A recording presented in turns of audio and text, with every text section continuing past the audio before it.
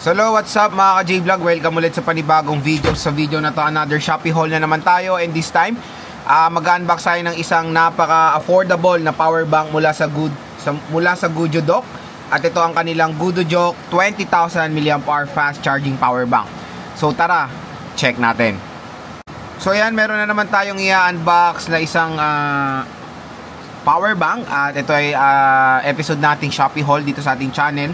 So ito ay nasa ano lang to, around 600 pesos. Kung interested kayo, i-click nyo na tong view products natin dito. Mura lang tong GoodUDock na power bank na to. So maganda dito, pwede siya sa airplane, allowable carrying, 22.5 charger. So fast charger siya, 20,000. Ayan. So open na natin to. Ito yung ano niya, 2 colors available. Yung color niya natutuwa ko kasi parang nagre-resemble siya sa kulay ng Nubia na mga smartphones. So open na natin to, GoodUDock. Yan na naman. Ito na yung power bank. So 20,000 mAh power bank. Ang maganda kasi dito, may kasama ng mga cable. So meron tayong Type-C cable and manual. Ayan, yun lang naman. So focus natin tong power bank. Napusuan ko kasi ito mga ka-J-Vlog kasi yun nga, may kasama na siyang wire. Hindi na kayo magdadala ng wire. Compared to sa isang GoodUDock na na-unbox natin, kompleto yun. Yung GoodUDock na yun, meron tong micro, meron tong maganda talaga power bank ng GoodUDock eh. Ito 4, ito 2. Pero pareho silang 22.5 watts. Ayan siya. So, explore natin. 2 wire, Type-C at Lightning. Ganda ng kulay, parang Nubia. Battery capacity is 20,000. Ayan.